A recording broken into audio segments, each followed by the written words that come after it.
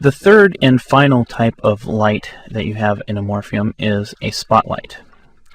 Now, to create a spotlight and parallel light the same way, you click on the spotlight icon and you click the point where you want the base of the light to be, and then when you drag, it's going to drag where it's going to be pointing.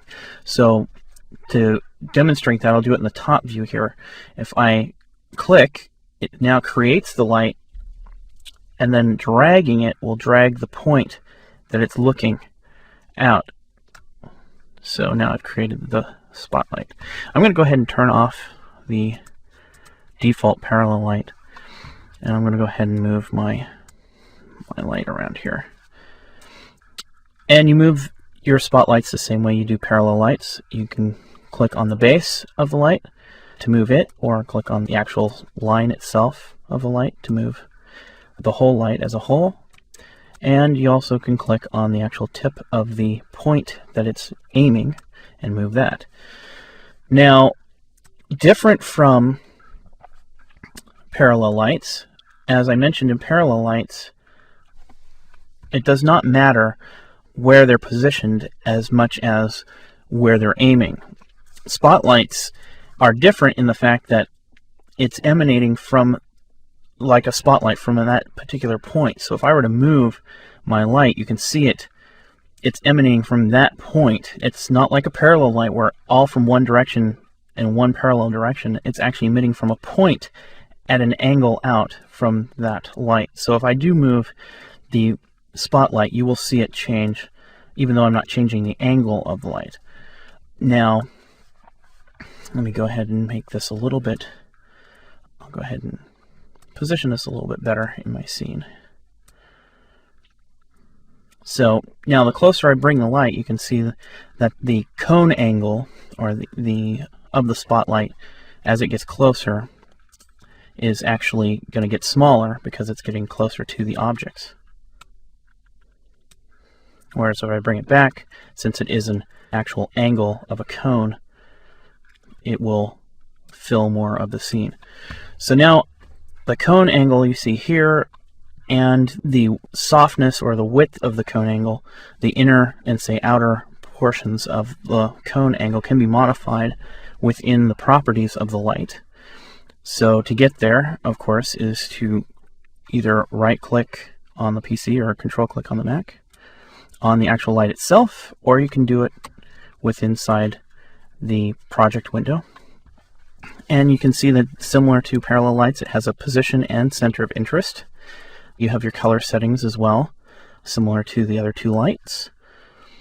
And shadows, you'll notice that there is a light radius to make softer shadows, just like in your radio lights. And you have this added section called cone. And what this does is change the inner and outward angles of your cone. So if I were to make these the same angle, you'd have a hard edge. If I make this, say, make this outer edge, like, we'll just make it like 42, so it's really close. You can see now it's got a hard edge where that shadowing of the light there, it's like actually where the light stops from the cone. You can see there's a harder edge. If I make this a much larger number, like 100, and make this more like 20, now it's a really soft cone angle, to where there's going to be this slow gradation across from where the center of the light's brightest point is off to the outer cone.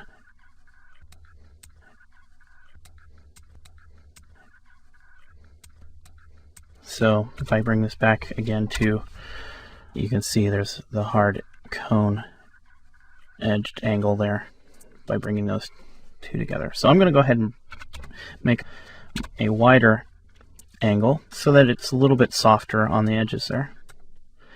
And I'm also going to leave for now the light radius really small, so you can see how the difference again between soft and hard edge shadows.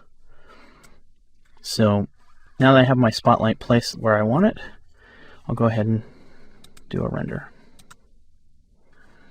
And I'll turn on shadows, because if this is unchecked, it will not render any shadows in your scene.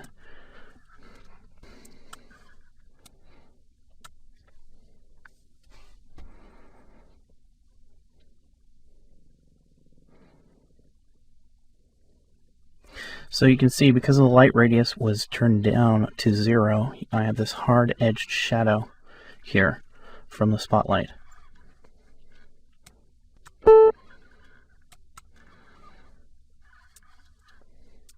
If I now go ahead and change that to a soft edge shadow,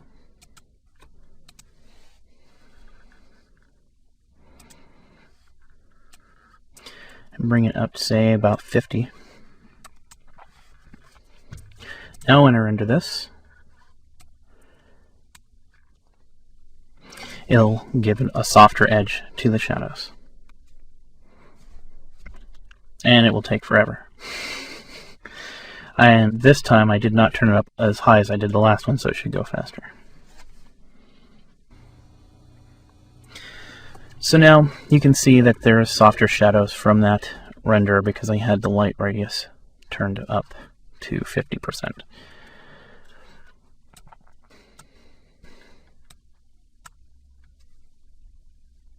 Also keep in mind that the higher your light radius to get soft shadows, the longer your render times will be, and the more lights you have in your scene that have soft shadows will compound the length of your render time. So just keep that in mind when you're creating your scenes.